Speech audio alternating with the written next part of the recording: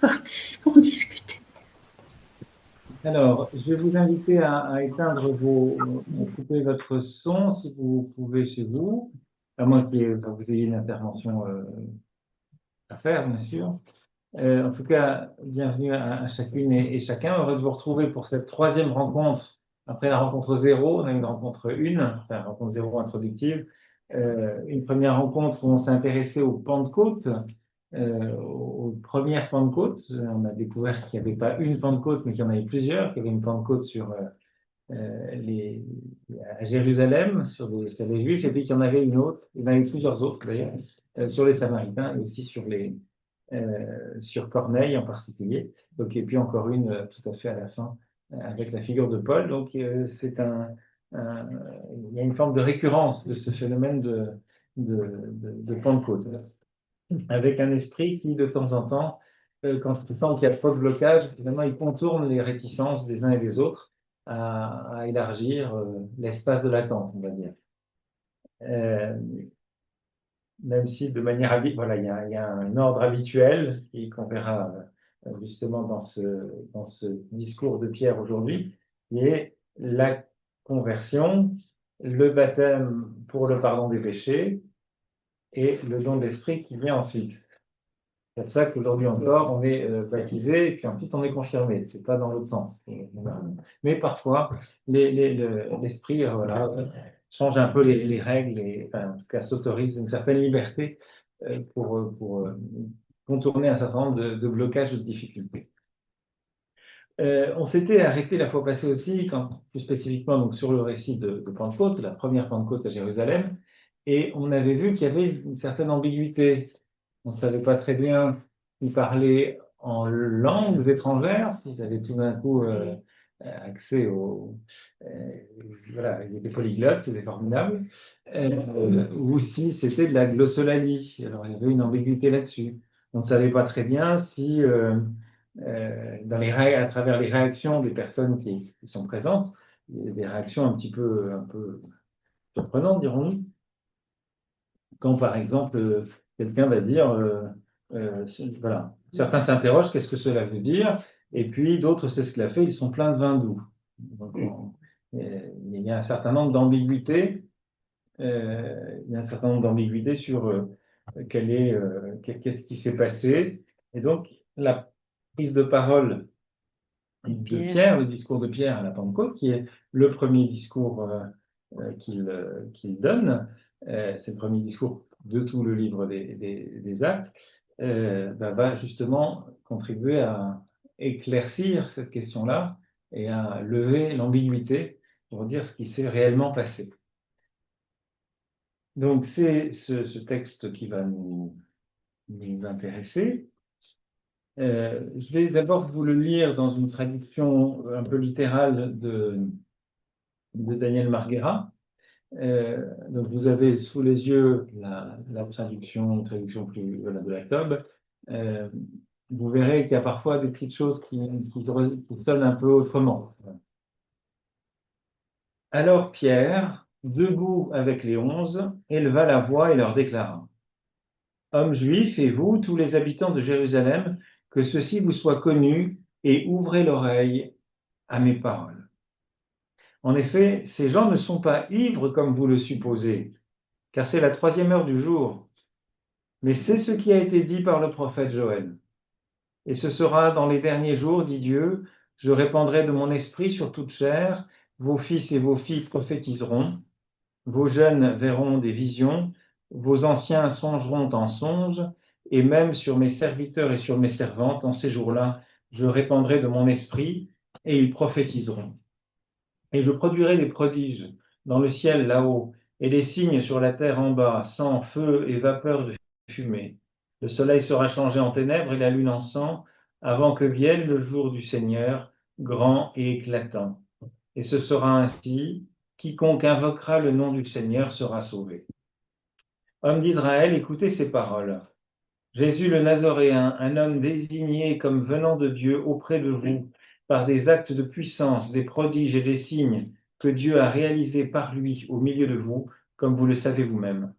Ce Jésus, livré suivant le plan fixé et la prescience de Dieu, vous l'avez attaché et supprimé par la main d'impie.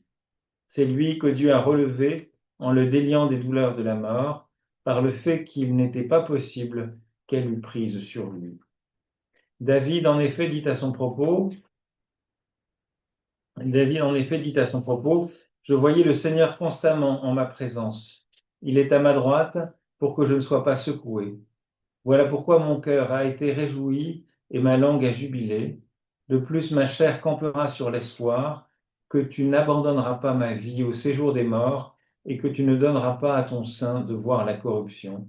Tu m'as fait connaître les chemins de vie, tu me rempliras de gaieté avec ta présence. Hommes, frères, laissez-moi vous dire franchement à propos du patriarche David qu'il est décédé, qu'il est enseveli et que son tombeau est parmi nous jusqu'à ce jour. Étant donc prophète, et sachant que par serment Dieu lui avait juré d'asseoir sur son trône un fruit de ses reins, ayant vu d'avance, il a parlé de la résurrection du Christ, disant qu'il n'a pas été abandonné au séjour des morts, et que sa chair n'a pas vu la corruption. Ce Jésus, Dieu l'a relevé, ce dont nous sommes tous témoins. Ainsi, exalté par la droite de Dieu, il a reçu de la part du Père la promesse de l'Esprit Saint. Il a répandu ce que vous voyez et entendez. Ce n'est pas David, en effet, qui est monté aux cieux, mais il dit lui-même, le Seigneur a dit à mon Seigneur, assieds-toi à ma droite, jusqu'à ce que j'ai fait de tes ennemis le marchepied de tes pieds. Que toute la maison d'Israël sache donc avec certitude que Dieu l'a fait, et Seigneur et Christ, ce Jésus que vous avez crucifié. À l'écoute de ces paroles, ils furent transpercés au cœur et dirent à Pierre et aux autres apôtres, qu'allons-nous faire, hommes frères? Pierre leur dit, convertissez-vous et que chacun de vous soit baptisé au nom de Jésus-Christ pour l'effacement de vos péchés, et vous recevrez le don du Saint-Esprit. Car c'est pour vous qu'est la promesse, et pour vos enfants, et pour tous ceux qui sont loin, tous ceux que le Seigneur notre Dieu appellera. Par bon nombre d'autres paroles, il les conjura et les encourageait, disant, soyez sauvés de cette génération tortueuse. Ceux donc qui accueillirent sa parole furent baptisés, et en ce jour, à peu près 3000 personnes se sont ralliées.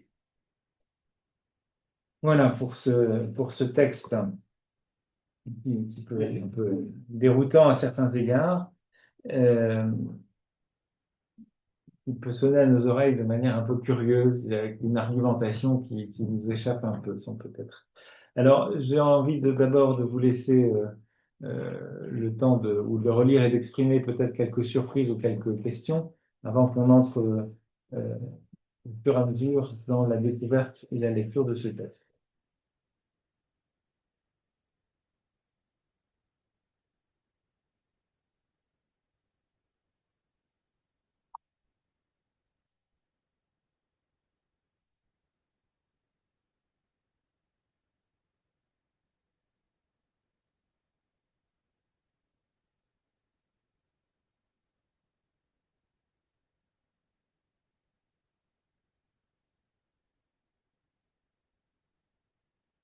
Il cite beaucoup les Écritures. Alors, il y a effectivement des références nombreuses aux Écritures. Alors ça, c'est un peu caractéristique d'une argumentation midrashique. C'est comme ça qu'on commente, voilà, on commente les Écritures, et c'est avec les péréchites, on va faire des commentaires comme ceci, euh, on va éclairer un événement à la lumière d'un texte biblique. Ça participe de l'argumentation pour étayer ce qui est en train de se passer. On cite surtout les prophètes. Alors, il y a une citation de Joël, Joël 3, chapitre 3, et puis il y a trois David. psaumes qui sont la figure de David, avec trois psaumes qui sont évoqués, les psaumes 16, 131, 132 et le psaume 110 qui sont effectivement évoqués.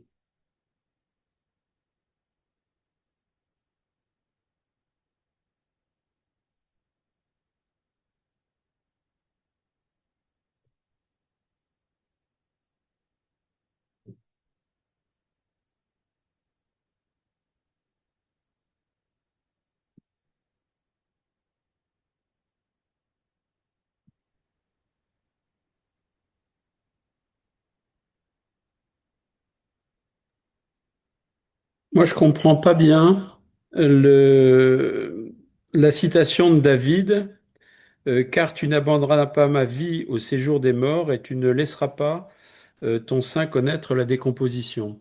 Est-ce que Mhm. David parle de lui ou est-ce qu'il y a un ton précurseur de Jésus? Eh ben, c'est exactement c'est la bonne question à poser. Et c'est l'objet de l'argumentation. C'est effectivement l'argument de Pierre, c'est de dire, ben voilà, David disant cela, il fait une prophétie, mais il ne parle pas de lui, il parle de ce qui adviendra à sa descendance, et sa descendance, c'est Jésus. Voilà, ça va être le cœur, c'est le cœur de l'argumentation. Alors au début, on ne sait pas très bien où il va en venir avec cette référence, mais l'idée, c'est de bien manifester que est, David est mort et que disant cela, il évoque la figure du Messie eschatologique, enfin, de Jésus. Moi, ce qui m'interpelle dans ce texte, c'est l'aplomb de Pierre. L'aplomb, oui, Oui, l'aplomb de Pierre. il parle à l'impératif, il dit écoutez-moi d'une voix forte. Ouais. C'est pas du tout le pécheur à la suite de Jésus, il a vraiment beaucoup d'aplomb, je trouve. Oui, il y a une forme, il y a une autorité. Alors c'est Oui. vrai qu'il y a une forme de contraste avec la figure de Pierre qu'on connaissait avant. Donc, alors il parle manifestement dans la suite de l'expérience de Pentecôte, dans le don reçu, et puis après ces 40 jours passés avec le Christ ressuscité. Donc, c'est pas, sans doute pas tout à fait anodin. Alors, vous pointez quelque chose d'intéressant aussi. Il y a quelque chose de solennel dans ce discours. La manière dont il est introduit, il y a quelque chose de solennel qui peut-être vous rappelle, fait écho à un autre texte d'évangile.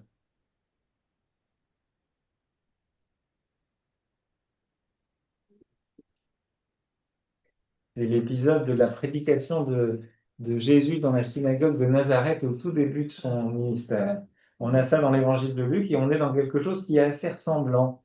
Avec des nuances, c'est à la synagogue. Il y a un côté un peu, il y a une forme de cérémonial. Il vint à Nazareth où il avait été élevé. Donc c'est Luc chapitre 4, hein, verset 16 et suivant. Il vint à Nazareth où il avait été élevé. Il entra suivant la coutume le jour du sabbat dans la synagogue et il se leva pour faire la lecture. On lui donna le livre du prophète Isaïe. Et en le déroulant, il trouva le passage où il était écrit: L'Esprit du Seigneur est sur moi parce qu'il m'a conféré l'onction pour annoncer la bonne nouvelle aux pauvres. Il m'a envoyé proclamer aux captifs la libération et aux aveugles le retour de la vue, renvoyer les opprimés en liberté, proclamer une année d'accueil par le Seigneur. Référence biblique, on lit un texte qui ensuite est commenté. Il roula le livre, le rendit aux servants et s'assit. Tous dans la synagogue avaient les yeux fixés sur lui. Alors il commença à leur dire. Donc, il y avait une forme de solennisation aussi de cette prise de parole. Là, ici, on a aussi une forme de solennisation, même si on n'est pas dans le cadre de la synagogue. Dans la synagogue, on commente l'écriture étant ainsi, alors que là, vous avez la traduction dans la Tob qui dit s'éleva la voix de Pierre qui était là avec les 11. Littéralement, c'est Pierre debout avec les 11 éleva la voix et leur déclara. Donc enfin, il élève la voix, donc il y a une manière, à quelque chose d'un petit peu solennel déjà dans la mise dans le contexte, si vous voulez, un peu comme c'était le cas à Nazareth. Et je crois que c'est intéressant à noter parce que vous avez rendu attentif au fait que on a tendance à oublier du fait que dans nos Bibles, ben, l'évangile de Luc, c'est le troisième évangile, et puis que les actes ils viennent après l'évangile de Jean, donc ils ne sont pas en continu. Mais vous vous souvenez que l'intention de Luc, c'était de faire un ouvrage unique, mais avec 2 volumes euh, et une charnière qui est le récit de l'ascension. Donc, et le fait qu'on n'est pas attentif à ça, on perçoit parfois plus difficilement toute une série de parallèles qu'il peut y avoir entre les récits dans l'évangile de Luc et les récits dans les actes. Donc là, l'entrée en matière, vous voyez, elle est un petit peu analogue, puisque vous avez une prédication publique, dans un cas par Jésus, dans l'autre cas par Pierre. Tout comme vous aurez des parallèles entre le discours d'adieu de Jésus et le discours d'adieu de Paul aux anciens de Milet. Voilà. Vous avez toute une série de parallèles comme ceci. Alors, peut-être d'autres observations encore, des choses qui vous... Ben oui, moi, je trouve qu'il il les brutalise quand même un peu en leur disant vous l'avez livré, supprimé en faisant crucifier. Est-ce que c'est un bon moyen de les inciter à se convertir? Je sais pas, en les accusant. Alors, donc ça, c'est la question de savoir si comment il les culpabilise. Oui, c'est Voilà, il les culpabilise. Bon, alors, première chose, on peut observer que s'ils sont 3000 à se convertir à la fin, c'est que ça n'a pas trop mal marché, a priori. Mais la bonne question, c'est de savoir, est-ce que c'est vraiment une culpabilisation? Ah, oui. Parce on aura l'occasion de voir, c'est que vous l'avez livré et supprimé, certes, C'était le plan de Dieu. mais c'était le plan de Dieu bien arrêté dans sa préscience.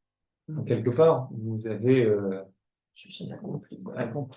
enfin, vous avez accompli ce que vous aviez à faire dans le cadre du plan de Dieu. Donc, et puis, en le faisant crucifier par la main des impies. Donc, c'est pas eux qui l'ont crucifié, c'est bien les Romains.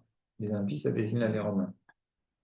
Et puis, ce qui est le plus important, c'est Dieu l'a ressuscité. Mais Dieu l'a ressuscité, car il n'était pas possible que la mort le retienne en son pouvoir. Vous voyez? Donc, je ne crois pas qu'il y ait une...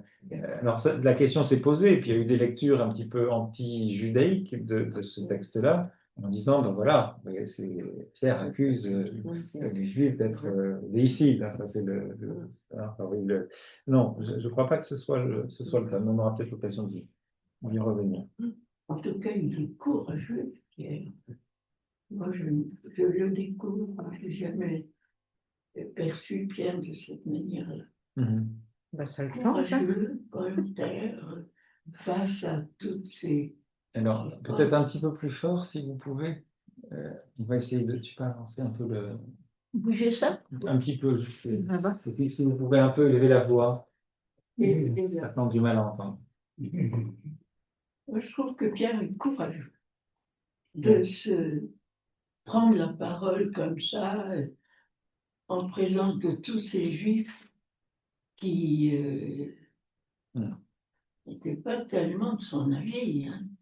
Il a insisté, il a parlé avec beaucoup d'autorité et de conviction.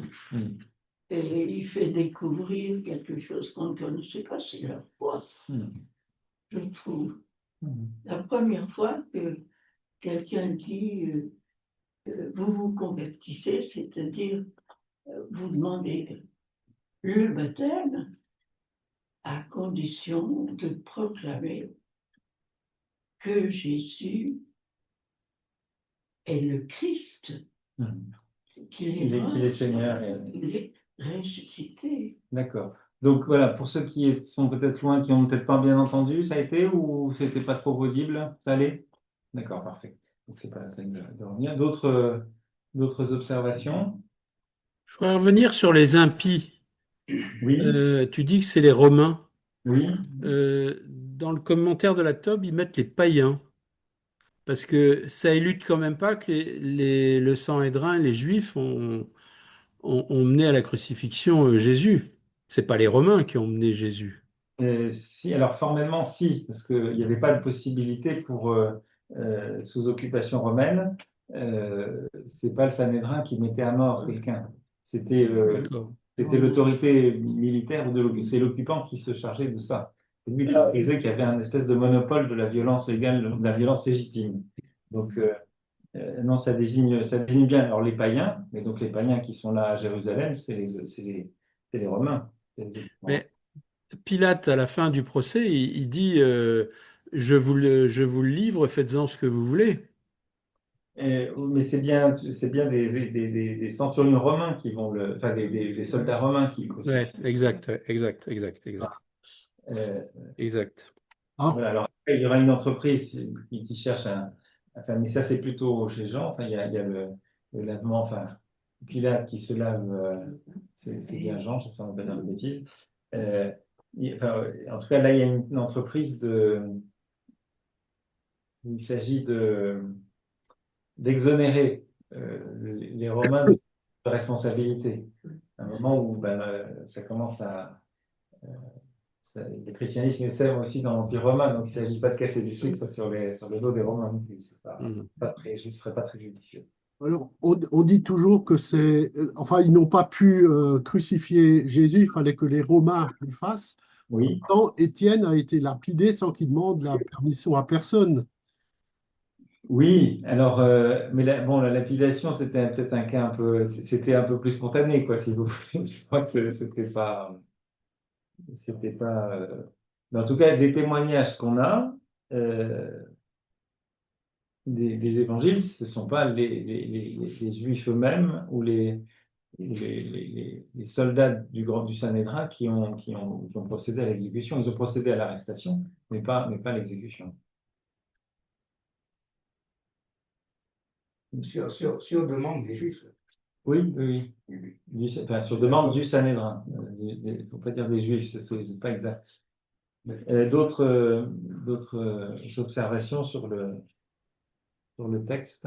Moi, ce qui me frappe, c'est la phrase, la promesse à vos enfants et à tous ceux qui sont loin, et, et aussi nombreux que le Seigneur les appellera. Il y a déjà une ouverture, un Oui, élargissement de l'appel de Pierre, alors qu'il n'a pas encore, il me semble, dans les actes, il n'a pas encore vécu lui-même cette transformation.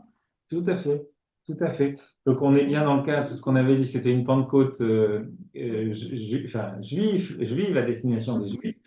Dans le public qui est là, on avait été attentif au fait que les foules qui sont présentes à Jérusalem à ce moment-là, c'est pas des païens, Mhm. ce sont des. Je vais retrouver juste le chapitre avant. Hop, voilà. C'était donc Parthes, Mèdes et Élamites, habitants de la Mésopotamie, etc., etc. Mais c'est des juifs que prosélytes. Mais donc c'est des juifs répandus de la diaspora qui sont là en pèlerinage en quelque sorte. Donc ça reste c'est une Pentecôte, toutes les nations évoquées, toute cette évocation-là, en fait, c'est des juifs qui sont répandus déjà dans tout le monde méditerranéen, mais au-delà, hein, ça va aussi. Mais ça restait une Pentecôte juive. Et là, il y a des petits indices qui nous amènent à élargir la perspective, qui prépare ce qui viendra plus tard, qui prépare l'auditeur, l'oreille de l'auditeur à pas être choqué, parce que mais oui, finalement, il y a déjà des petites pointes qui nous disent on va plus large. Alors, il y a le quiconque invoquera le nom du Seigneur, là, déjà dans la citation de Joël. Euh, et puis, vous avez effectivement, c'est ce que tu as bien relevé, Monique, c'est cette idée que voilà, la promesse, elle vous est destinée à vous, les Juifs de Jérusalem, présents à Jérusalem, à vos enfants, ainsi qu'à tous ceux qui sont au loin, aussi nombreux que le Seigneur notre Dieu les appellera. C'est une manière de préparer le terrain, et ce sera acte 10 avec Corneille.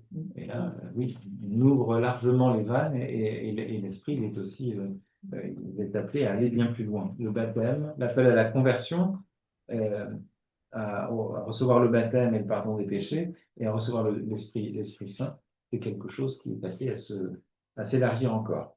Donc oui, perspective universaliste très, très, très juste. Encore l'une ou l'autre observation.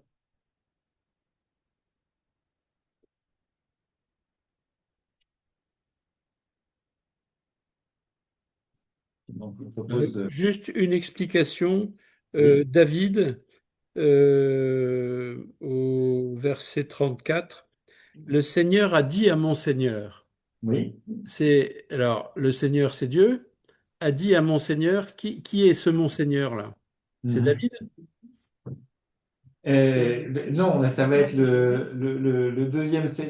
En fait, il y a tout un petit jeu dans le texte depuis le début sur qui est le Seigneur. Parce que la première occurrence de Seigneur, c'est au verset 21, dans la citation de Joël, quiconque invoquera le nom du Seigneur sera sauvé. Donc on a un Seigneur, mais là, effectivement, il y a une ambiguïté. Bon, logiquement, dans le contexte pour Joël, c'est évidemment Dieu, c'est Adonai. Pardon. Il y a déjà une ambiguïté, parce que le passage après, il y aura le premier miracle avec la guérison que Pierre opère à la porte du temple, là, le paralytique qui va être guéri, et, qui mendie, et Pierre va lui dire, nous n'avons ni or ni argent, mais ce que nous avons, nous te le donnons, au nom du Seigneur Jésus, au nom du Seigneur Jésus, lève-toi et marche. Voilà. Donc, quelque part, vous êtes dans une dimension déjà, au nom du Seigneur Jésus, c'est aussi quelque chose qui... Vous avez le nom de Jésus et le nom du Seigneur. Donc le Seigneur, là, dans un chapitre plus loin, il n'y a pas d'ambiguïté, il s'agit bien de Jésus. Mais là, dans Joël, il y a une ambiguïté.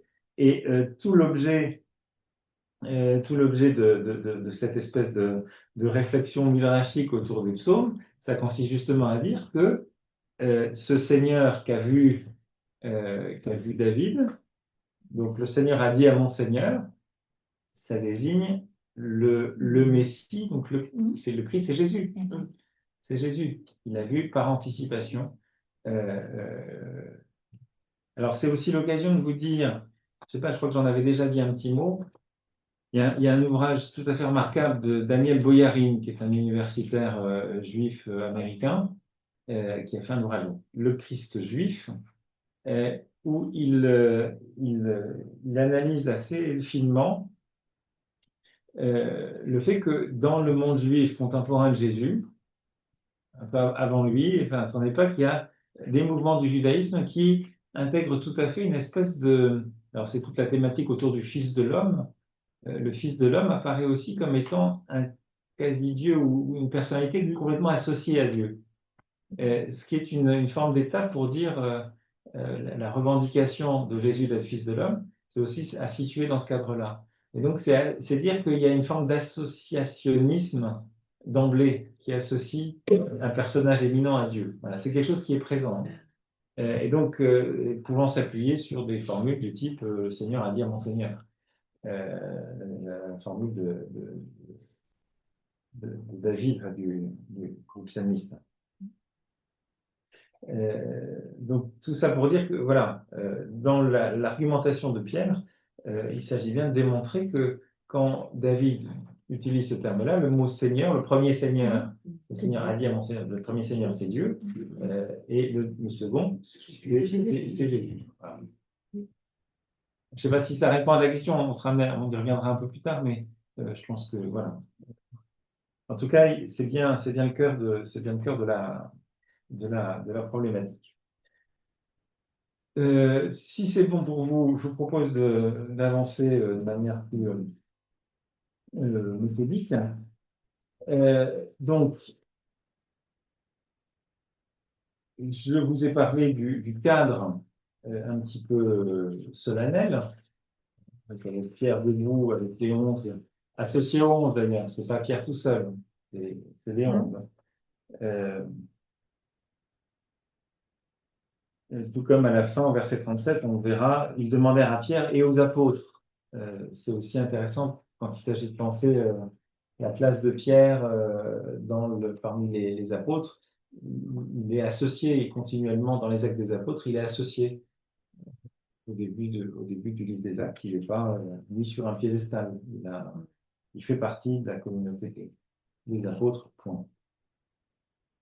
Donc, je vous ai parlé de cette solennisation. Un élément aussi important à noter, c'est que le terme qui est utilisé au verset 14 pour dire « il s'exprima en ces termes », c'est le verbe apophthegmai. Alors, qu'est-ce que c'est que cette chose-là? C'est un terme qui, apophthegme, ça donnait apophthegme en français, donc c'est un énoncé, c'est énoncer, dire de manière un peu sentencieuse, voilà. Mais c'est aussi le même verbe qui était utilisé dans les versets précédents pour désigner la manière dont les personnes qui avaient reçu l'Esprit se mettaient à parler. C'était le même verbe qui était utilisé. Et ça, c'est pas tout à fait anodin, c'est une manière de nous dire que l'Esprit continue à parler par intermédiaire. par l'intermédiaire de Pierre. Alors, il n'est pas en train de parler en langue, parler dans une langue étrangère, mais c'est bien, dans le même mouvement, c'est bien sous le mode, enfin, inspiré par l'Esprit qui continue à parler. Une manière de dire que la Pentecôte continue, mais pas forcément de manière aussi extraordinaire, mais elle continue. Et donc, quand on témoigne de sa foi, on est aussi dans le mouvement de la Pentecôte. Non, mais Jésus lui a aussi confié quelque chose à Pierre aussi. Il était, entre guillemets, responsable. Oui, alors il y a la confession de foi de Pierre à Césarée, ça c'est juste, mais, qui est immédiatement contesté, enfin, il confesse le premier Jésus comme fils de Dieu, mais il se fait rabrouer tout de suite après en se faisant accuser d'être un Satan. Voilà, donc c'est pas si simple que ça. Et puis après, on est dans la question du contexte. Vous pensez forcément à l'épisode, à la fin de la finale de l'évangile de Jean, qui semble confier une responsabilité particulière à Pierre. Et ça, c'est pas quelque chose qui apparaît dans l'évangile de Luc. Donc, on est dans un cadre, dans des références qui sont des références un peu différentes.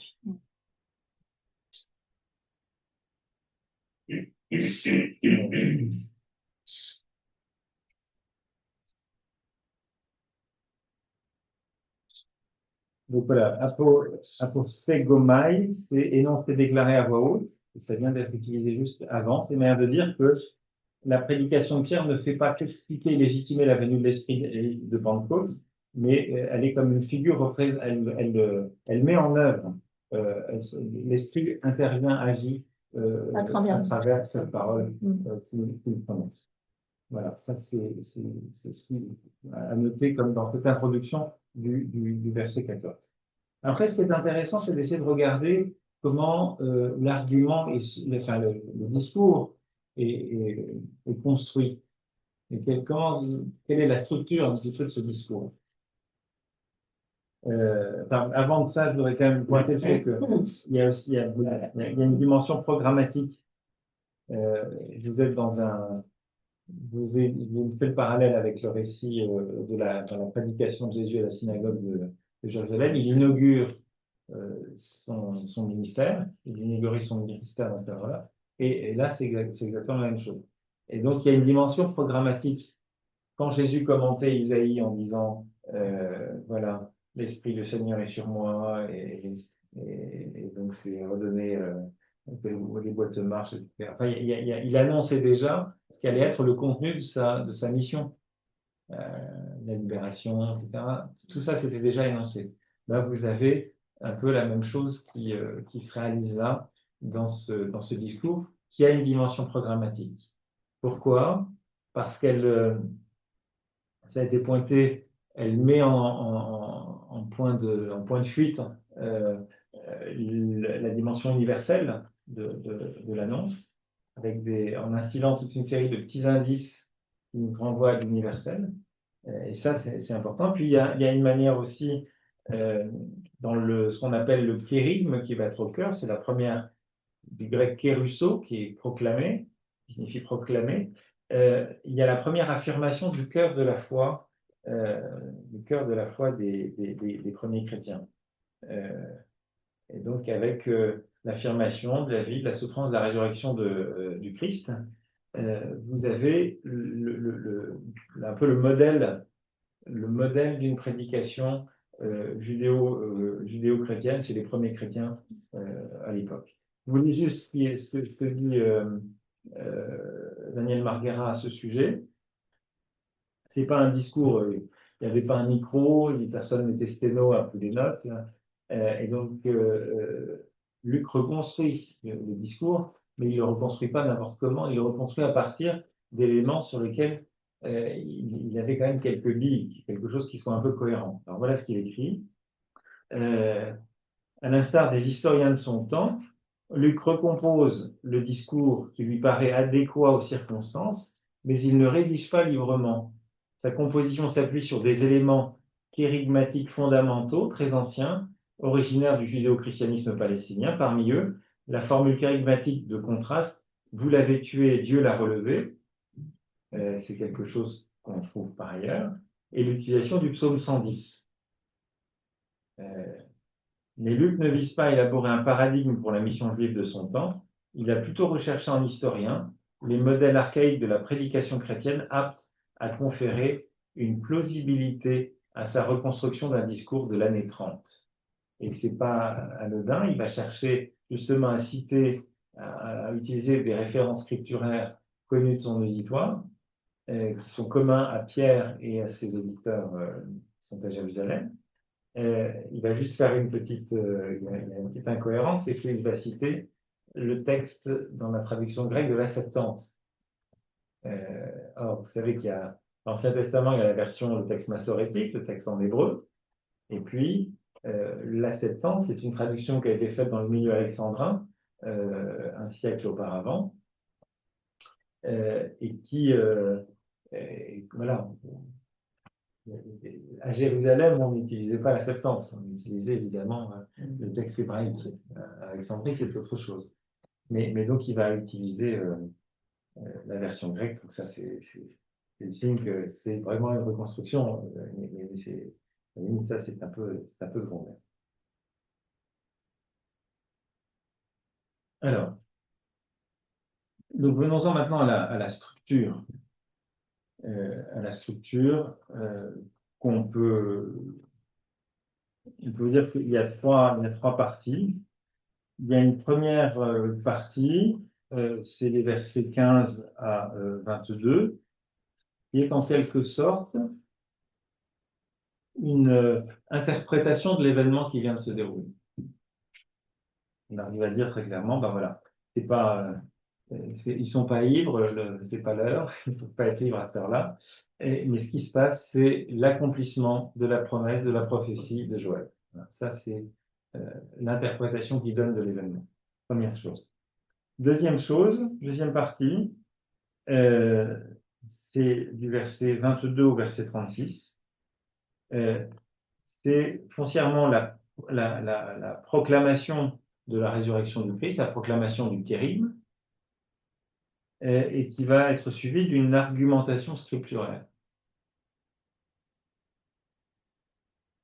Et puis, une troisième et dernière partie, à partir du verset 37, qui est une exhortation à agir, à la conversion et au baptême. Avec cette question que les gens adressent à Pierre et aux apôtres, que ferons-nous, frères? Que devons-nous faire? Voilà un peu les trois grandes parties de ce discours.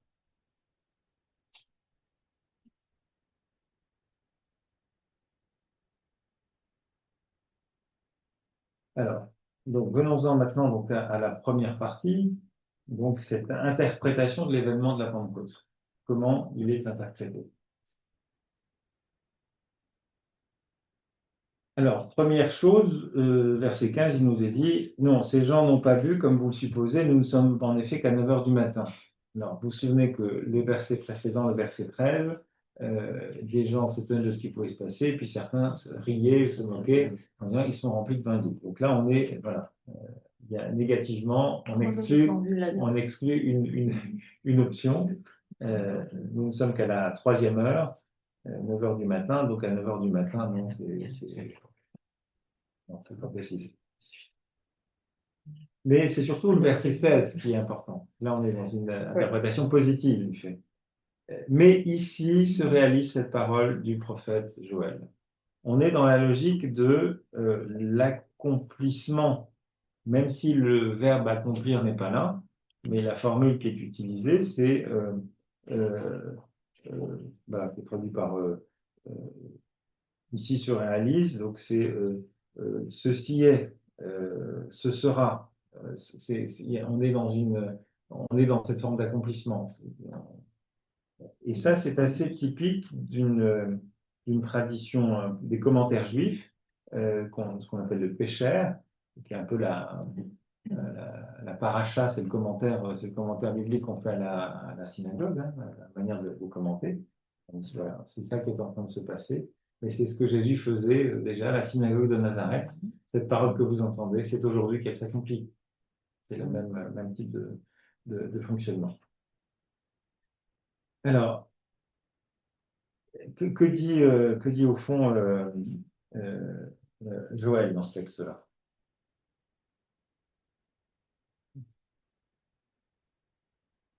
Alors, dans les derniers jours, je répandrai de mon esprit sur toute chair. Vos fils et vos filles seront prophètes, vos jeunes gens auront des visions, vos vieillards auront des songes. Oui, sur mes serviteurs et sur mes servantes en ces jours-là, je répandrai de mon esprit et ils seront prophètes. Donc, Joël parle d'un temps où précisément la parole prophétique s'est éteinte. Il n'y a plus de prophète. Il ne parle plus. Et là, on est dans quelque chose, ce qui est annoncé, c'est un peuple qui devient tout entier prophétique. Il n'y a pas juste quelques-uns qui seraient désignés prophètes, mais tous sont prophètes. Les jeunes gens ont des visions, les fils et les filles sont prophètes, les vieillards ont des songes, et sur les serviteurs et les servantes, l'esprit est répandu. Et ils seront prophètes. Or, donc il est en train de dire, c'est exactement ce qui vient de se passer. Là, dans l'événement de Pentecôte, c'est ça qui se joue. Et donc, la prophétie éteinte se rallume. C'est ce qu'annonçait Joël, c'est ce qui est en train de se faire. Au passage, c'est intéressant. Donc, c'est une forme d'avènement du peuple prophète. Et notez bien que il y a quelque chose, c'est les hommes et les femmes, c'est les jeunes et les vieux. Tous reçoivent ce don de prophétie hein,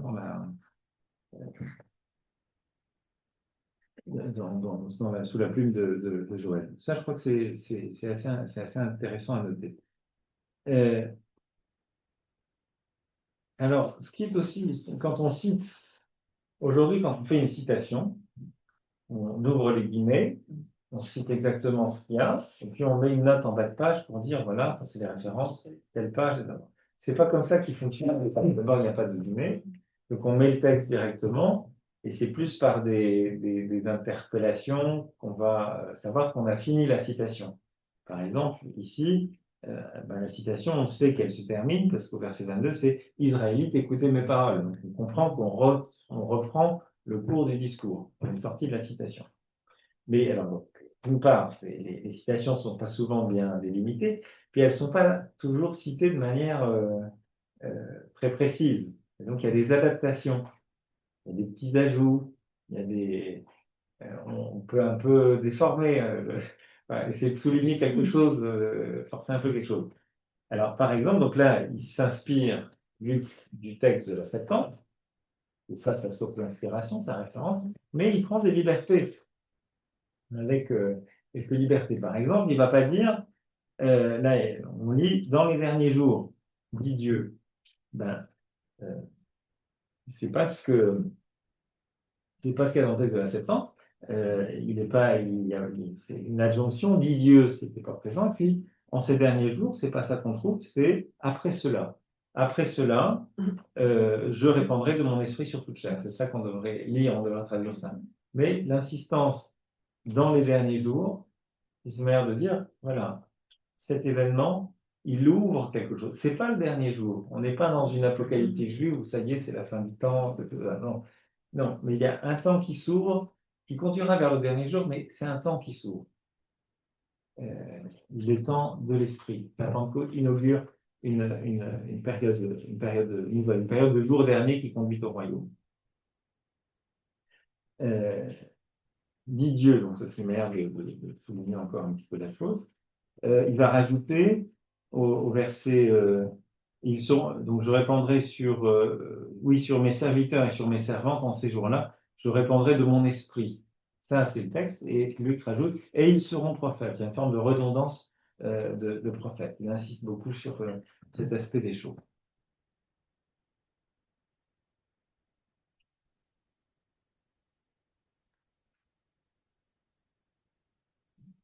Et puis, il y a aussi une petite différence. Joël disait, sur les serviteurs et sur les servantes, je répandrai de mon esprit. Donc, il y avait plus une insistance sur les différences de réalité sociale, si vous voulez. Alors que là, Luc va dire mes serviteurs et mes servantes. C'est-à-dire que c'est pas tant leur responsabilité, enfin, disons, une condition sociale qui serait de serviteur dans une maison, dans une famille, on peut l'entendre comme serviteurs et servantes de Dieu. Donc, ce sont des fidèles de Dieu, tous ceux qui ont foi en Dieu. Ça change un peu la perspective. Ce n'est pas des considérations sociales qui sont là. Et puis, vous notez autre chose. Donc, alors, le don de prophétie, voilà. On comprend que l'événement de Pentecôte qui vient de se dérouler, c'est évidemment la prophétie. Des visions, pour le coup, on n'en a pas vu là. Les visions, elles ne sont pas là. Mais en revanche, le fait de citer ces visions et ça prépare, ça anticipe ce qu'on verra dans les chapitres suivants. Et je pense évidemment à l'expérience de la rencontre entre Pierre et Corneille, qui est préparée par des songes, qui est préparée par des visions. Hein, la vision de cette toile avec les animaux impurs dedans, cette voix qui dit à Pierre, prends et tu es mort. Ah non, Seigneur, jamais. Donc les songes arriveront plus tard. Mais quelque part, le texte de Joël prépare un peu tout ça. Et puis, alors, l'autre chose, c'est les phénomènes cosmiques qui sont évoqués. Les versets 19 et 20, là, ça contraste un petit peu avec, avec ce que l'on vient de... Alors, on a eu des personnes qui reçoivent des gratifiés de dons particuliers, avec cet esprit qui est répandu. Et puis, il y a des phénomènes un petit peu extraordinaires. Alors, de la terre, du sang, du feu, une colonne de fumée. Ça évoque, évidemment, dans le contexte immédiat, les fameuses langues de feu qui se détachent et qui vont sur chacun. Voilà. Donc, il y a un peu cette référence à une théorie de là.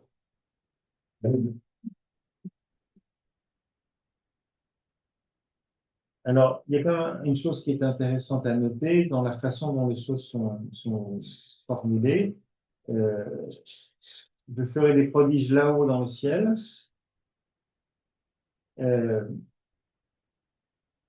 Et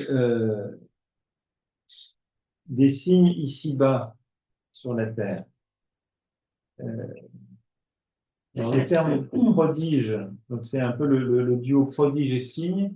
C'est un couple qu'on voit assez souvent dans les actes pour parler des actions qui ont été celles de Jésus, qui sont celles des apôtres. Ils réalisent des prodiges et des signes, des prodiges et des signes. C'est ce qui va. Donc, quand je vous disais que ce texte est aussi un peu programmatique, vous verrez que ce terme prodige et signe, on le retrouve après pour désigner ce que sont en train de faire les apôtres. Et donc, c'est aussi une manière d'anticiper ce qui va devenir. Et vous avez donc, pour conclure cette partie, cette question, sous la plume de Joël, alors quiconque invoquera le nom du Seigneur sera sauvé. Donc là, la question était posée, mais c'est qui ce Seigneur? Dans la perspective de Joël, c'était une évidence, c'était Dieu, mais le lecteur des Actes, il connaît maintenant l'ambivalence du titre, qui là peut désigner le Seigneur Jésus. Et puis on verra un peu plus loin, le verset 34, donc c'est la citation du psaume, évoquera deux seigneurs, et le verset 36 attribuera sans aucune ambiguïté le nom de Seigneur à Jésus. Mais pensons toujours que Pierre est en train de s'adresser à un auditoire juif. Donc il ne va pas commencer par le prendre à rebrousse-poil en disant tout de suite que ce Seigneur, c'est Jésus. Ça sera après sa démonstration scripturaire qu'il le fera.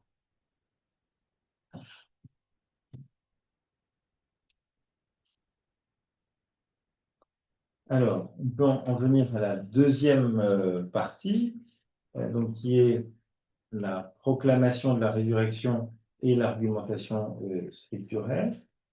Alors, cette deuxième partie, on pourrait la subdiviser un peu en trois.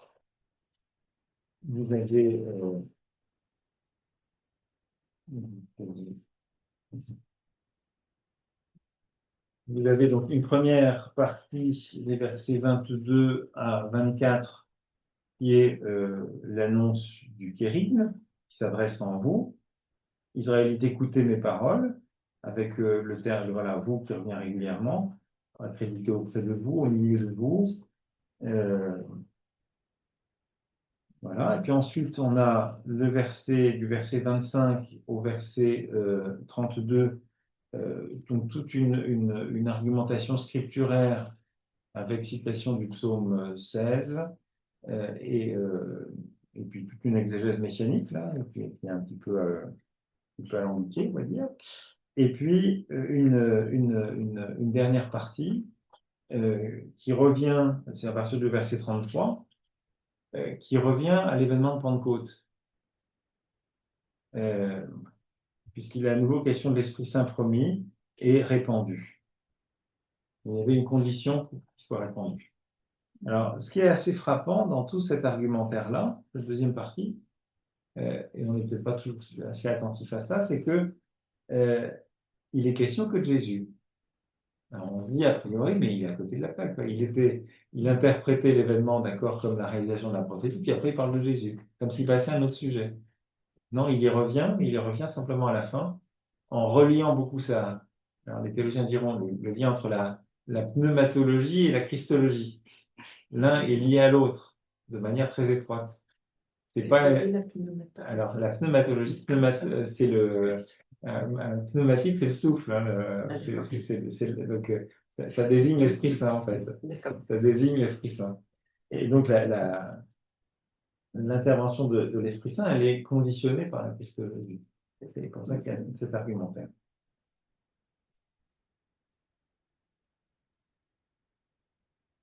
Voilà pour donc la structuration propre à cette deuxième partie.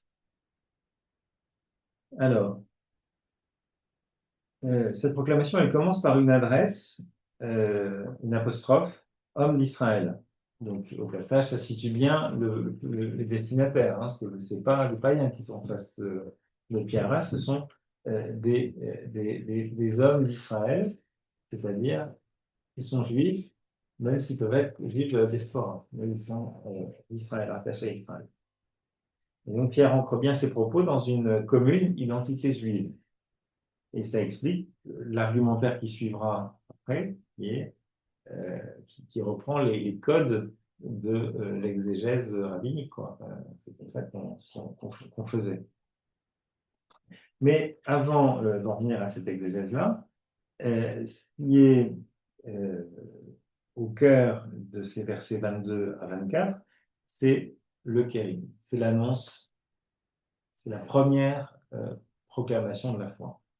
Jésus le Nazoréen, homme que Dieu avait accrédité auprès de vous en opérant par lui des miracles, des prodiges et des signes au milieu de vous, comme vous le savez, cet homme, selon le plan bien arrêté par Dieu dans sa préscience, vous l'avez livré et supprimé en le faisant crucifier par la main des impies. Ça rappelle peut-être quelque chose que vous avez entendu à la fin de l'évangile selon Luc, et qui est l'épisode des disciples d'Emmaüs, où vous avez quasiment, un peu de choses près, la même formulation.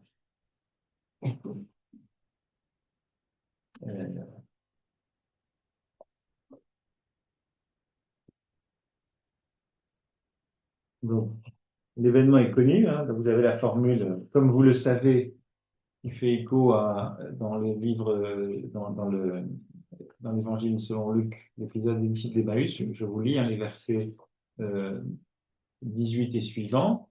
L'un d'eux, nommé Cléophas, lui répondit: tu es bien le seul à séjourner à Jérusalem qui n'ait pas appris ce qui s'y est passé ces jours-ci, comme vous savez. Quoi donc, leur dit-il. Ils lui répondirent: ce qui concerne Jésus de Nazareth, qui fut un prophète puissant en action et en parole devant Dieu et devant tout le peuple, comment nos grands prêtres et nos chefs l'ont livré pour être condamné à mort et non crucifié, et nous espérions qu'il était celui qui allait délivrer Israël. Vous voyez un petit peu les mêmes composantes dans l'affirmation. C'est les traces de ce premier kérubim.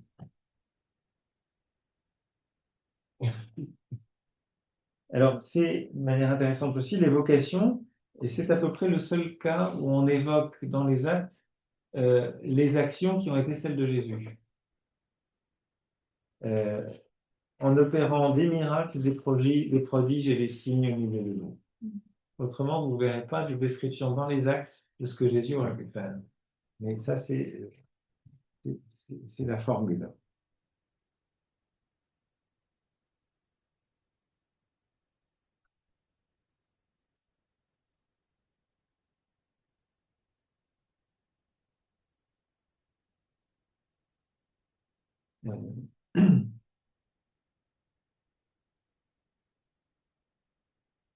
Ce qui est intéressant aussi, c'est l'affirmation que la mort de Jésus doit être comprise comme une nécessité dans l'ordre du plan de Dieu. C'est un motif qui est important et qu'on trouve déjà dans l'évangile de Luc, dans les annonces de la Passion.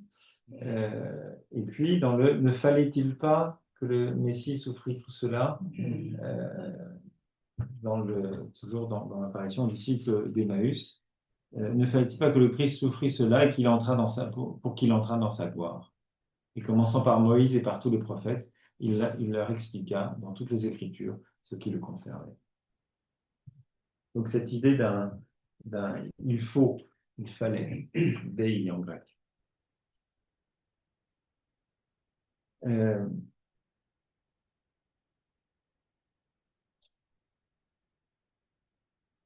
Alors, ce qui est aussi important, c'est alors on l'a évoqué déjà brièvement, le condensé de la passion qui est donné, il répartit bien les rôles quant aux responsabilités.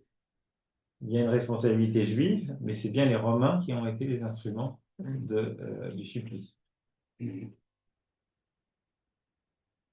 Mais ce qui est important, c'est le verset 24, le plus important. À la décision de mort qui avait été prononcée, hein, vous l'avez livré, supprimé en le faisant crucifier par la maladie, mais Dieu l'a ressuscité en le délivrant des douleurs de la mort, car il n'était pas possible que la mort le retienne en son pouvoir. Là, il y a aussi quelque chose de... on est il n'était pas possible, on est dans un plan divin, c'est quelque chose qui est quelque sorte écrit. Comme s'il ne pouvait pas mourir. Enfin, il y a un peu cette idée-là.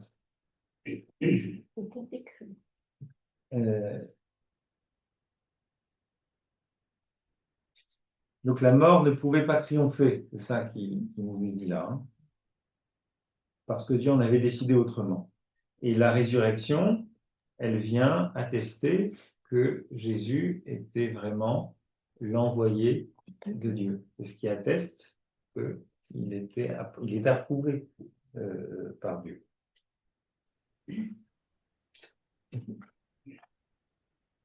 Alors, c'est là que vient donc deuxième partie de cette deuxième partie de l'argumentation, de l'argument central, c'est l'argumentation scripturaire,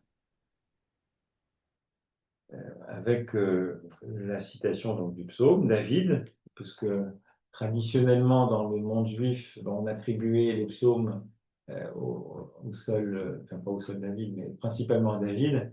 Parfois, il y a des si vous prenez un psautier dans vos Bibles, vous verrez, il y a d'autres noms qui viennent, ou pour le cœur, enfin, il y a des indications pratiques sur qui en serait l'auteur. Bon, c'est probablement que c'est pas lui, mais enfin, la tradition veut que ce soit lui, et c'est comme ça qu'on envisageait les choses à l'époque.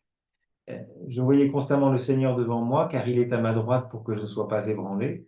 Aussi mon cœur était-il dans la joie, et ma langue a chanté d'allégresse. Bien mieux ma chair reposera dans l'espérance, car tu n'abandonneras pas ma vie au séjour des morts, et tu ne laisseras pas ton sein connaître la décomposition. Tu m'as montré le chemin de la vie, tu me rempliras de joie par ta présence. Alors il y a effectivement toute une... Alors, si on le lit dans la perspective juive, de qui est-il question? Donc c'est David qui parle. Constamment le Seigneur devant moi car il est à ma droite. Donc je suis dans le combat, le Seigneur est à mes côtés. Il me soutient, il m'encourage. Mon cœur, je ne suis pas ébranlé. Mon cœur est dans la joie, je chante d'allégresse. Et tu ne m'abandonneras pas, tu n'abandonneras pas ma vie au séjour des morts. Donc on est dans une perspective très personnelle, là, comme si David parlait de lui. Et tu ne laisseras pas ton saint connaître la décomposition. Ton saint, alors entendons, c'est celui qui a été choisi. C'est pas le saint au sens il y aura une auréole sur la tête, c'est celui qui a reçu l'onction, et c'est le propre de David d'avoir reçu l'onction. Mais c'est un peu à double sens, c'est-à-dire que on peut tout à fait lire ce texte, ton saint, c'est aussi celui qui a été choisi par Dieu.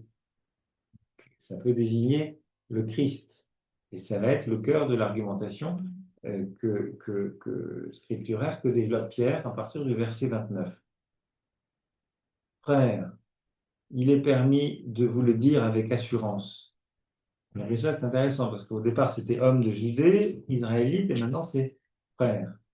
On est dans l'ordre d'une forme de confidence et c'est pas une manière de dire, on est proche, quoi. Enfin, Oui, voilà. On est le même temps de Jésus. Il y a une connivence, quoi, qui s'infuse.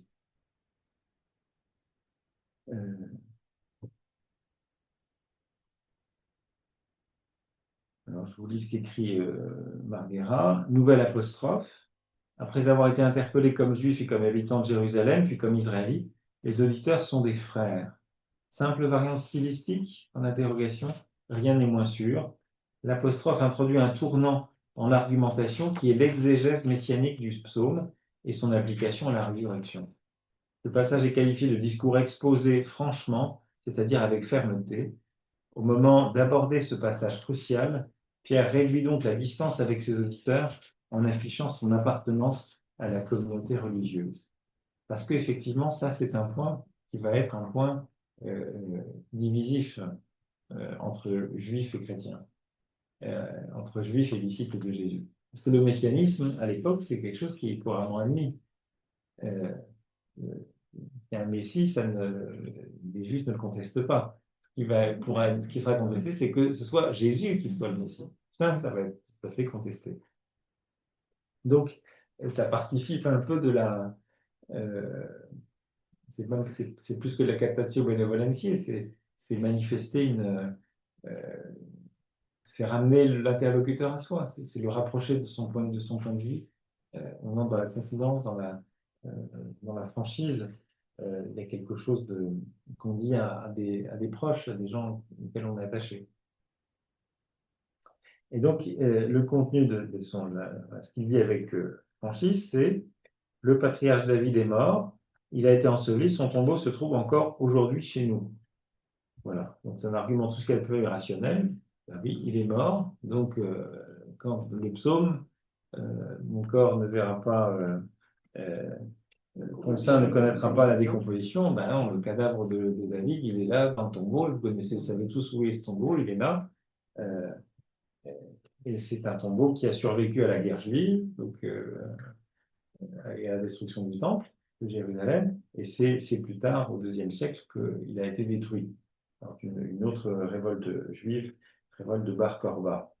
Et donc, donc, si on allait vénérer son tombeau, si on va vénérer un tombeau, on va honorer un mort. Alors, donc, de deux choses l'une, c'est ça qui est au cœur de l'argumentation de Pierre, ou bien David s'est trompé, et donc il a vu la mort alors qu'il croyait que c'était pour lui, qu'il y aurait une promesse d'éternité, que son corps ne se décomposerait jamais, ou alors il parle d'un autre. C'est ça. Et donc l'argument, c'est ça va être la mort attestée de David, qui est dans son tombeau, met l'écriture en défaut d'accomplissement. L'écriture est mensongère, et alors elle voulait dire autre chose. Et donc c'est là qu'il développe son argumentation. de manière positive. Il va le dire autrement. Verset 30, 31. Il était prophète et savait que Dieu lui avait juré par serment de faire asseoir sur son trône quelqu'un de sa descendance issu de ses reins.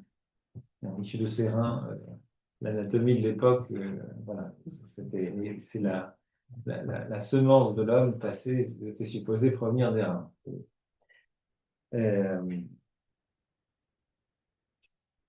Et donc là, on est dans le rappel de la prophétie du prophète Nathan à David, dans le 2e livre de Samuel, qui lui promettait cette descendance.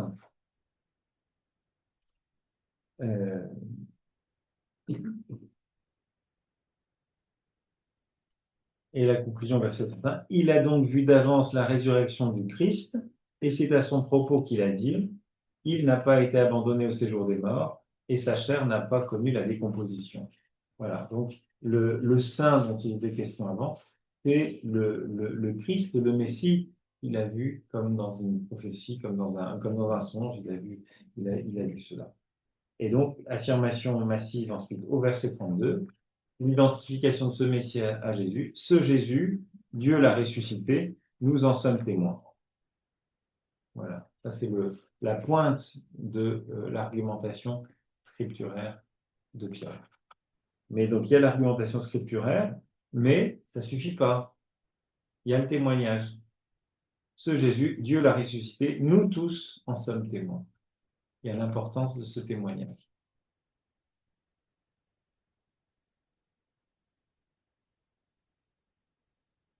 Donc voilà, ce motif supplémentaire, ce dont tous nous sommes témoins, depuis le mandat qui a été donné aux apôtres par le ressuscité, ça c'était au chapitre 1, verset 8, vous en êtes les témoins.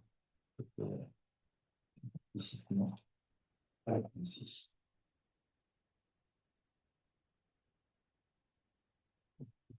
Référence précise, 1, 8.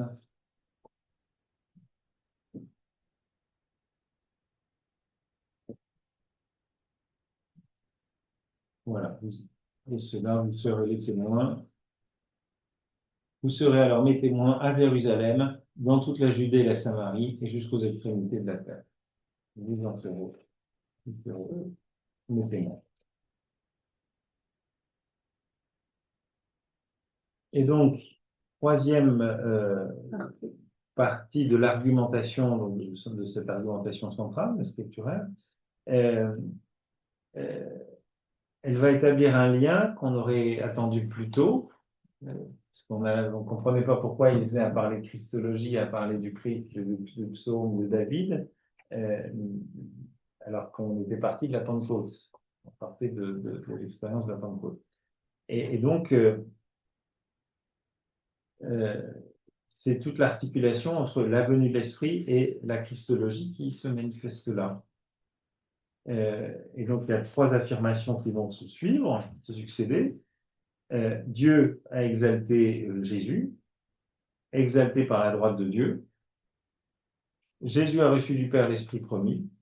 Et troisièmement, il a déversé ce dont les auditeurs sont les témoins, à savoir l'Esprit Saint, il l'a déversé sur eux. Alors, c'est intéressant, cette idée exaltée par la droite de Dieu, exaltée, ça c'est quelque chose qui est propre à Luc. Les autres évangélistes, quand ils n'évoquent pas, ils évoquent la résurrection, mais ils n'évoquent pas d'exaltation. Le récit de l'ascension, encore une fois, c'est propre à Luc. Il est seul à l'évoquer à la fin de l'évangile, au début des actes. Mais c'est un même événement, la résurrection. Si vous voulez, il y a la résurrection, ça combine un axe horizontal et un axe vertical. La résurrection, il était mort, il est vivant, avant, après. Et puis, l'ascension, l'exaltation, il y a l'idée que on n'est pas dans la même condition, c'est pas le même. On n'est pas juste, c'est comme avant. On change de niveau, on change de degré. C'est ça que dit aussi le terme d'exaltation. Exalté par la droite de Dieu, ça fait évidemment écho à cette ascension. Et donc, l'exaltation a une conséquence, un effet, c'est que Jésus reçoit du Père ce qu'il a promis, l'Esprit Saint, et il le répand. C'était la condition, la résurrection est la condition pour que l'Esprit soit diffusé. Donc il y a une articulation marquée. Donc la venue de l'Esprit, si vous voulez, c'est la signature de Pâques. La venue de l'Esprit, c'est la suite de Pâques. S'il n'y a pas Pâques, il n'y a pas les Pentecôte. Alors, dans le petit livre de Un admirable christianisme de Daniel Marguerin, il le dit, il s'étonne un peu de ça. Voilà. Le discours ne tourne pas comme on le penserait. La seconde partie devrait parler de cet esprit nouvellement répandu. Or, au lieu de focaliser là-dessus, le propos bifurque vers une démonstration scripturaire de la résurrection de Jésus. Pierre rappelle les signes accomplis par Dieu dans l'activité de Jésus, puis enchaîne. Jésus qui a été livré suivant le plan fixé, la préscience de Dieu, vous l'avez attaché et supprimé par la main d'impie, c'est lui que Dieu a relevé en le déliant des douleurs de la mort, par le fait qu'il n'était pas possible qu'elle eût pris sur lui. D'un côté, l'action des hommes abattant le Christ, de l'autre, l'agir de Dieu qui ressuscite. Ce serait mal comprendre cette formule que lui attribue un sens anti-juif. Elle ne culmine pas dans l'accusation, mais dans une offre de pardon. Surtout, elle met en avant le pouvoir divin qui surpasse l'acte mortifère des humains. Alors, vous avez cité quelque chose, c'est la partie suivante, c'est des choses que je vous ai déjà dites. Mais voilà.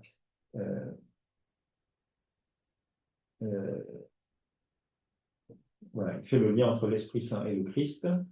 La venue de l'Esprit renvoie à la ressuscité. C'est ici que la résurrection devient clé de lecture.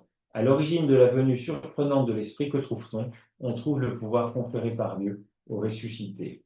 Dit autrement, l'explosion langagière dans la communauté de Pentecôte porte la signature du ressuscité. Le miracle des langues signale que Jésus n'a pas été englouti par la mort, mais que réhabilité par Dieu, il est désormais en mesure d'investir l'histoire humaine de ses actes de puissance. La présence de l'Esprit dit Jésus vivant. On est toujours dans cette articulation, il n'est pas absent. S'il y a l'Esprit, c'est parce que justement, Jésus est vivant et ressuscité.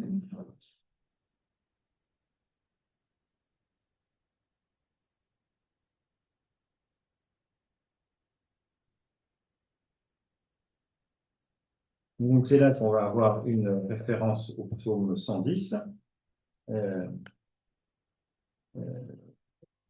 verset 24. David, qui n'est certes pas monté au ciel, a pourtant dit, donc citation du psaume 110, le Seigneur a dit à mon Seigneur, assieds-toi à ma droite, jusqu'à ce que j'ai fait de tes adversaires un escabeau sous tes pieds.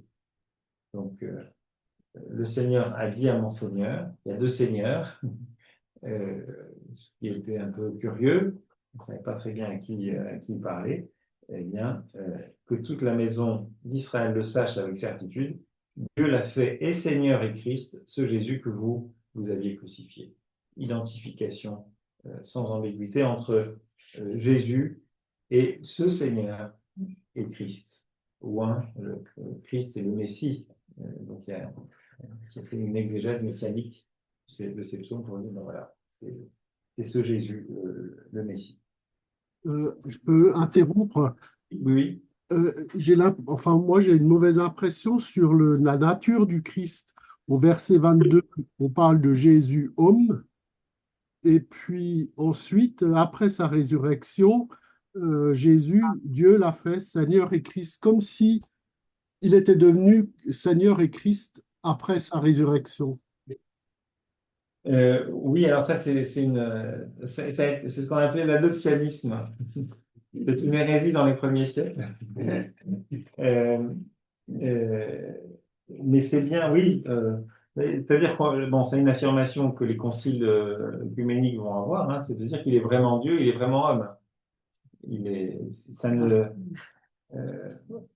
Et tous les récits, enfin, dans l'évangile de Luc, le récit de l'Annonciation, quelque part, il vient aussi nous dire que c'est pas un homme tout à fait comme les autres.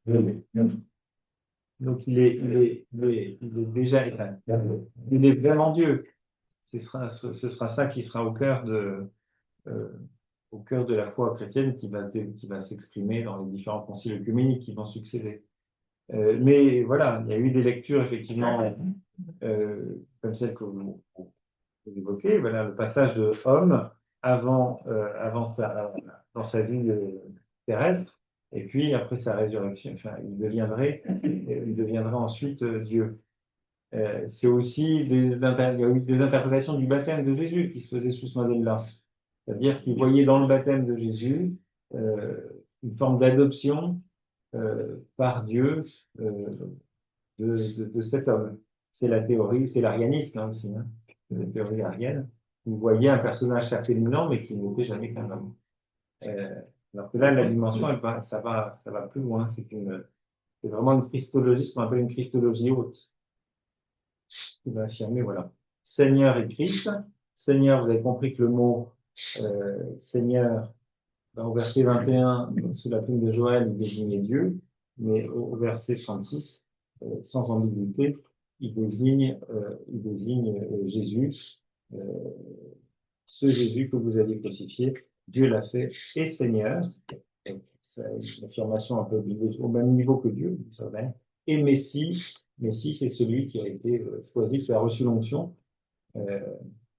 Mais dans le fait d'associer Seigneur et Christ, dire c'est dans une christologie haute, d'affirmer la condition aussi un peu divine, d'égalité un peu avec Dieu. Je ne sais pas si ça répond à votre question. Allô? Bon, oui, je suis convaincu de ce que vous dites, mais quand on lit le texte comme ça, on peut le comprendre différemment. Mais est-ce que je peux intervenir? Oui.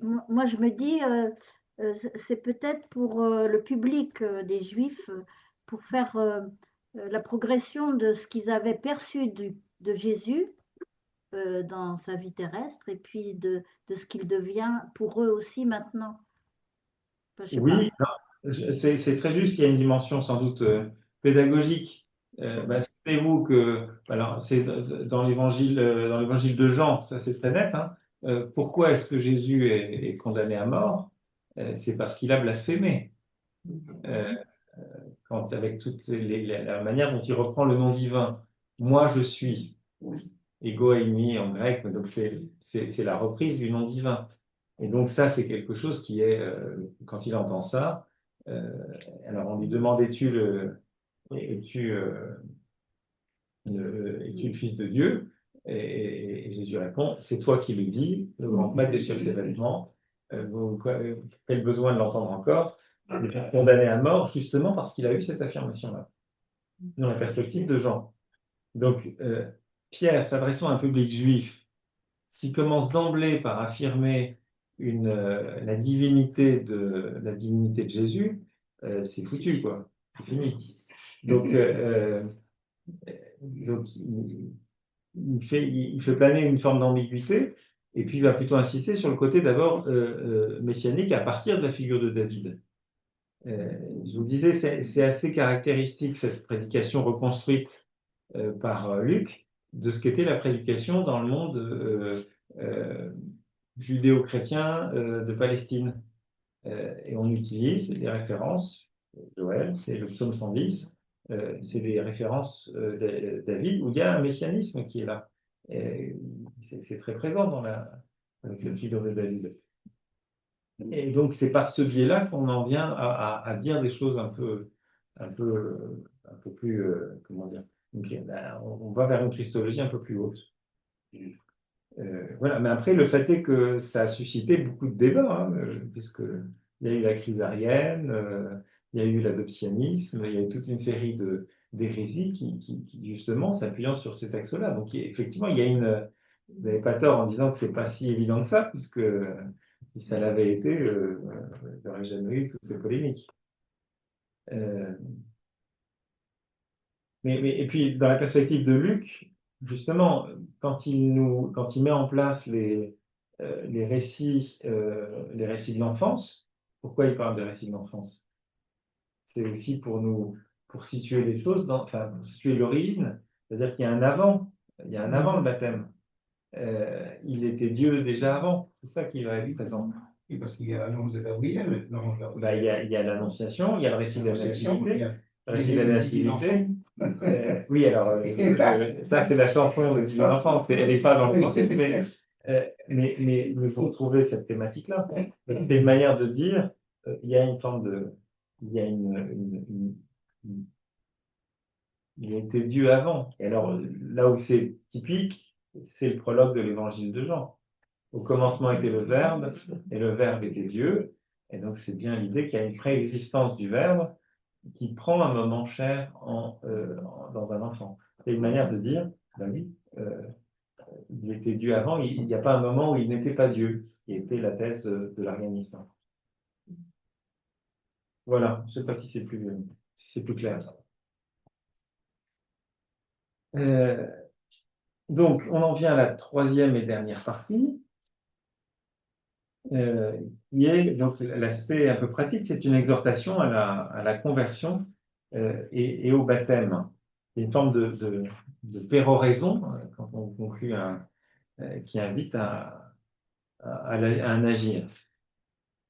Donc, c'est intéressant, c'est que donc la manière dont c'est construit, il y a un renvoi voilà, il y a le cœur bouleversé d'entendre ces paroles, donc il y a à la fois, ça traduit l'émotion et la conscience tourmentée de la foule par l'accusation de meurtre du Messie.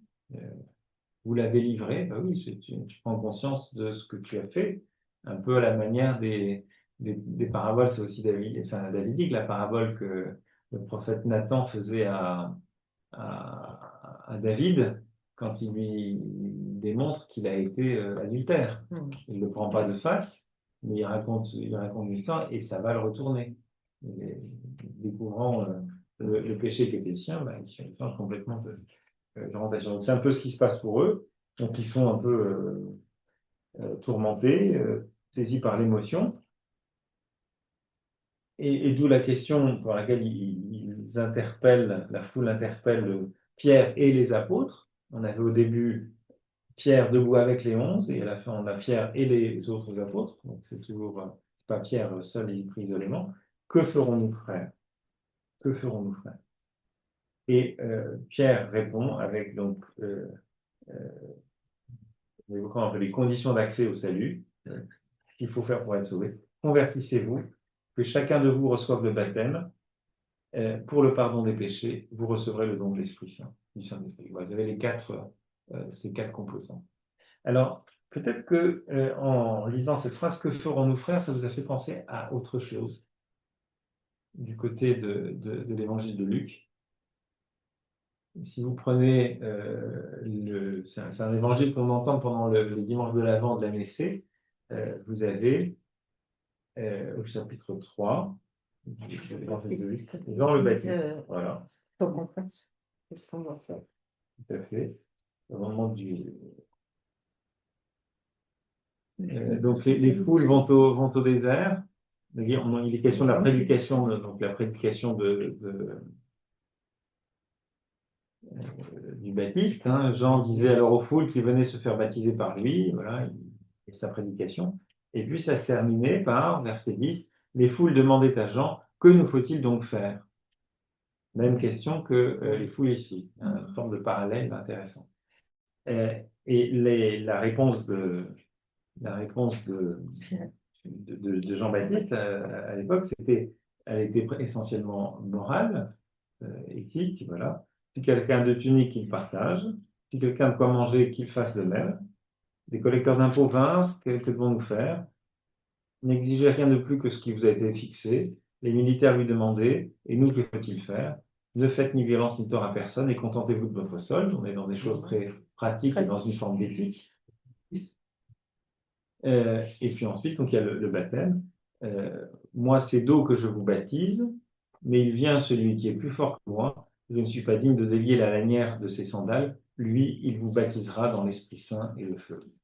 Bon. Donc vous aviez les mêmes composantes. C'était une conversion à laquelle on est appelé, un baptême d'eau pour le pardon des péchés.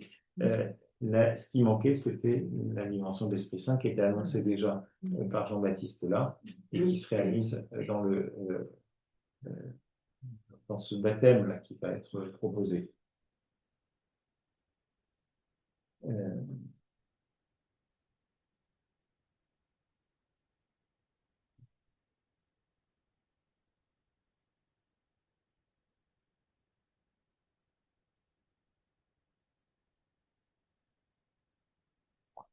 Et alors, ce qui a été pointé tout à l'heure, ce qui est vraiment très intéressant, c'est la façon dont Luc, dans la bouche de Pierre, élargit cette promesse. Cette promesse du salut, convertissez-vous, recevez le baptême, le pardon des péchés, vous recevrez le don du Saint-Esprit. C'est à vous qu'est destinée la promesse. C'est à vous, vous juifs qui êtes là à m'écouter, à vos enfants, ainsi qu'à tous ceux qui sont au loin, aussi nombreux que le Seigneur notre Dieu les appellera. Et là, on voit déjà la perspective universaliste qui s'ouvre. Et en même temps, le verset suivant va le dire un peu autrement. Par bien d'autres paroles, Pierre rendait témoignage et les encourageait. Donc, sa prédication a été sans doute un peu plus longue. Alors, sauvez-vous, disait-il, de cette génération dévoyée. Alors, littéralement, en fait, c'est un passif impératif. Qui est un peu curieuse, qui dit soyez sauvés. Donc, soyez sauvés, je reprends la traduction littérale, de cette génération tortueuse. Donc, soyez sauvés, si vous êtes un passif, c'est que c'est pas vous. Ben oui, c'est ça. Et en même temps, quand vous utilisez un impératif, c'est qu'a priori, vous avez quelque chose à faire. Je trouve que c'est intéressant parce que ça dit à la fois que le salut est bien l'œuvre de Dieu. C'est pas, et ça va être quelque chose de central dans la prédication chrétienne et surtout Paul. On est sauvé par la grâce, moyennant la foi, et pas par les œuvres. C'est pas dans l'accomplissement de la loi qu'on est sauvé. C'est bien une grâce qui nous est faite. Et donc le passif, il dit quelque chose. Soyez sauvés, en vous détournant de cette génération pervertie, mais ça suppose donc le salut est œuvre de Dieu, mais l'humain doit s'investir, il a des choix à faire. Il doit investir sa liberté et engager sa responsabilité en se détournant de cette génération dévoyée. Voilà. Alors, la conclusion qui suit, elle est étonnante. Ceux qui accueillirent sa parole reçurent le baptême et il y eut environ 3000 personnes ce jour-là qui se joignirent à eux. Bon. Alors, c'est impressionnant, 3000 quand même. Ils ont passé plus que la journée. Donc, ils se sont adjoints qui se joignirent à eux. Voilà. Nous, on a 10 catéchumènes qui seront baptisés à Pâques. On est content, mais c'est minable. Hein, par exemple. Donc, non. Alors, le tableau est-il réaliste? Non, c'est sans doute pas vraisemblable. Je ne sais pas comment. Vous n'avez pas de lance à incendie pour baptiser, ça aurait été compliqué. Bon, d'autant que, si vous voulez, le nombre est clairement exagéré. On estime que la population à Jérusalem à l'époque, c'était entre 20 000 et 80 000 personnes. Vous imaginez 3 000 personnes, 15, oui, c'est 15% de la population qui se convertit. Non, donc derrière le goût de Luc pour les grands nombres, il ne faut pas y chercher un souci de précision comptable. Mais le nombre symbolise la bénédiction divine.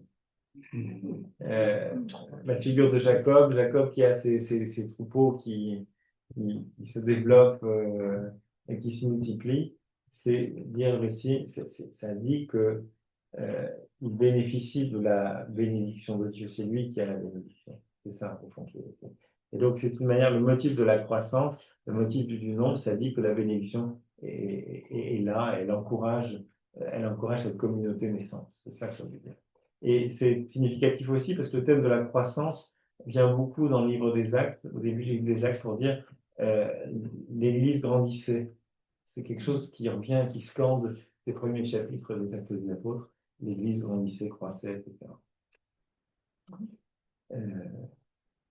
Voilà ce que je voulais un petit peu vous dire. Donc retenez peut-être deux choses. Ce discours de Pierre va déploie la portée de l'événement de Pentecôte. Ça nous dit qu'on inaugure un temps nouveau. Le temps de l'Esprit a commencé. On croyait que la prophétie, le judaïsme à l'époque croyait que la prophétie s'était éteinte. On attendait son retour dans les temps derniers. Eh bien, Pierre, par son discours, dit par la Pentecôte, ce temps prophétique s'est réouvert. Il y a le temps de l'Esprit qui s'est ouvert. Et l'autre chose importante à retenir, je crois, donc avec cette idée, pardon, dire encore que chacun devient prophète. Chacun devient prophète dans ce temps de l'Esprit. Et va assurer sa responsabilité sa part dans la propagation de la parole. Ça, c'est la première chose. Donc. Et la deuxième, c'est, qui est centrale, c'est l'argumentation que Pierre, c'est l'interaction que Pierre met entre l'écriture et les événements de la Pentecôte. Les événements de la Pentecôte sont lus à la lumière de l'écriture, mais en retour, l'écriture, elle reçoit de la résurrection sa clé de compréhension. C'est parce qu'il y a la résurrection que l'Esprit va être donné, c'est ce que l'écriture annonce. Mais pour comprendre ce que le cœur de l'écriture, on a besoin de la résurrection. C'est la résurrection qui fait comprendre que David, ce qu'il a vu, il a vu l'annonce de la résurrection du Christ. Et Jésus est ressuscité, nous en sommes témoins, et ça éclaire le sens, et ça explique que la Pentecôte soit venue. Voilà un peu ce que je voulais vous partager pour aujourd'hui. Si vous avez une questions ou réactions, n'hésitez pas. Ce n'est pas une question, c'est plutôt une remarque. Oui. Quand tu dis que le salut passe au travers de la conversion, du baptême, du pardon des péchés et quatrième, Le don de l'Esprit. l'Esprit Saint.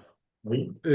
Et il n'y a pas tellement de la notion de la foi qui est une grâce en fait.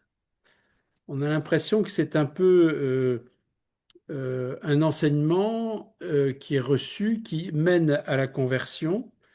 Et après, c'est un peu matériel, le baptême, le pardon des péchés, voilà.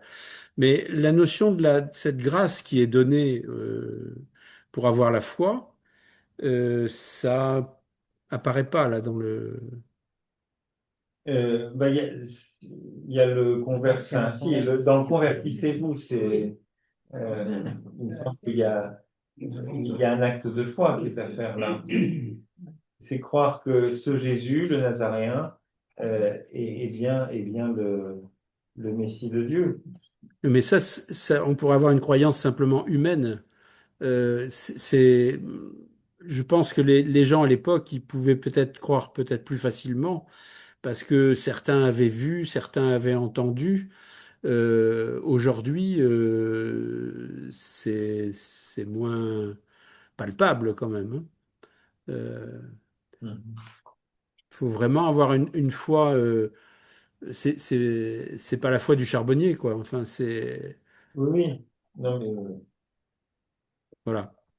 après, on verra dans l'expérience justement de ceux qui viennent à la foi, dans les rencontres, dans les épisodes qui se présentent ensuite, que ce soit l'eunuque qui rencontre Philippe. Alors, il y a la dimension, ça passe par les Écritures là aussi, mais il y a aussi l'expérience de Corneille, de la quête qui est la leur, de l'expérience qu'ils font. Je suis pas sûr que ce soit. Je lisais pas les choses sur le mode. Alors, comment dire, un peu mécanique. Voilà, vous convertissez-vous, recevez le baptême pour avoir le pardon des péchés, et puis vous recevrez l'Esprit Saint. Il y a quand même cette phrase, le cœur bouleversé. Oui. Voilà, moi je pense que c'est là le nœud, enfin la conversion est là. Et puis que ferons-nous? Il y a cette volonté aussi de se mettre en accord avec ce qu'ils ressentent dans leur cœur bouleversé, quoi. C'est juste. Alors je sais pas si on peut dire c'est la foi, mais c'est un retournement, c'est Mhm. une interpellation. Moi je Intéressant. l'entends là, hein. Bon Mhm. après, je sais pas si ça éclaire un peu ce que tu disais, mais Oui, je suis assez. Merci, merci, je trouve que c'est assez juste. Ouais. Ça me fait penser toujours pour un juif, c'est vous ferez et vous comprendrez après.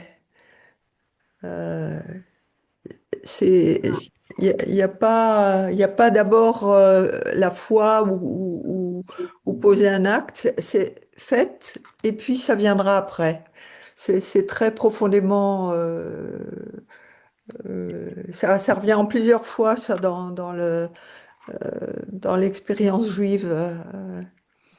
Oui, je pense, Marie-Odile, j'avais lu un article de Yeshaya, du rabbin Yeshaya d'Alsace. Je ne sais pas si ça vous dit quelque chose. Ouais, Mais c'était dans une revue qui était éditée par les Jésuites, qu'ils appelaient la revue Croire, et ils avaient posé la question, qu'est-ce que ça veut dire la foi pour, ouais, pour des Juifs? Et la ouais. question de la foi de croire, elle est assez secondaire. Et il disait, au fond, le judaïsme, c'est d'abord une orthopraxie. C'est Mm. c'est faire comme il faut, c'est accomplir ce qu'il faut faire. Ouais. C'est ça qui est premier, plus qu'une question de Dieu ou pas Dieu, enfin, je crois pas. Euh, alors, je trouve que c'est. Voilà. La loi est donnée au Sinaï, le commandement est donné au Sinaï. Il y a pas à discuter. Est-ce que c'est vrai, c'est pas vrai? Est-ce qu'il faut poser un acte de foi ou pas? S'il y a quelque chose qui est donné, et voilà. Et donc, il faut restituer aussi donc, ce discours de Pierre à la Pentecôte euh, au contexte. Donc, Pierre s'adresse à des Juifs Hmm. qui sont, Ouais. qui sont aussi le but d'un désir de bien faire, mais les questions se poseront peut-être pas dans les mêmes termes quand il s'agira de païens qui ne sont pas dans cette culture du faire, de leur pratique. Mhm. Donc, je crois que cette prédication, elle est aussi adaptée à ce public juif. Mhm. Le juif se demandera plutôt est-ce que Dieu tient vraiment sa promesse, quoi, hein. Oui, alors, ben là, la question, elle est C'est ça sa question, c'est pas. principale. Parce que ou bien David, ou bien l'Écriture a menti, et donc finalement, ce que David a été trompé, ou alors, il faut comprendre autrement. Ouais. Comprendre que David, en fait, il a vu ce qui allait advenir à sa propre descendance, et que il parlait du Messie, du Christ à venir. Lui, il ne connaîtrait pas la corruption, la décomposition. Donc, je pense que c'est un peu ça l'idée. Et alors, c'est aussi à raccrocher à l'idée, enfin, au fait que Luc, par le récit de l'enfance, va rattacher Jésus à une filiation davidique. Dans l'évangile de Marc, on ne sait pas qu'il est lié à la famille de David, mais dans l'évangile de Luc, là, c'est beaucoup plus clair. On va à Bethléem parce que Joseph est de la famille de Judas, il s'agit de la descendance voilà, davidique. Donc, on retourne à la ville de Bethléem précisément pour cette raison-là. C'est une manière de dire il est de cette descendance. Ça fait sens par rapport au psaume 110, par rapport au psaume 16 qu'on a entendu là. Et dans l'évangile de Matthieu, ben, ce sera un peu pareil. Par la généalogie, on situe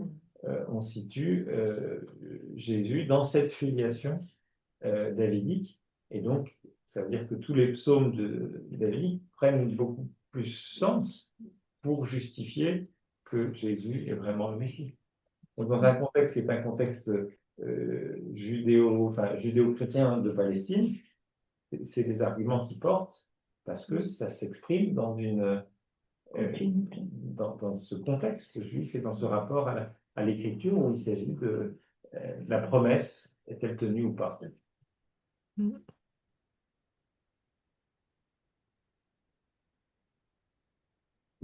Voilà pour ce soir. Donc, si vous êtes, apparemment, vous êtes tous endormis quand j'entends plus rien. Merci. Donc, vous avez bien commencé votre nuit. Bon, bah, terminez-la bien. Et je vous souhaite de belles fêtes de Noël, si on ne devrait pas se revoir. Peut-être certains, on se reverra, mais beaucoup non. Donc, si on ne se revoit pas, belle fête de Noël, et puis on se retrouve l'an prochain, pas à Jérusalem, enfin encore ici, dans la suite, ça sera encore, on sera encore à Jérusalem, on ne sera peut-être pas encore parti en Judée, en Samarie, ou jusqu'aux extrémités de la terre. Pour vivre acte 1 et 8. Voilà, donc merci à vous, bonne soirée, et à bientôt. Merci. Merci à vous et bonne nuit à tout le monde. Au revoir.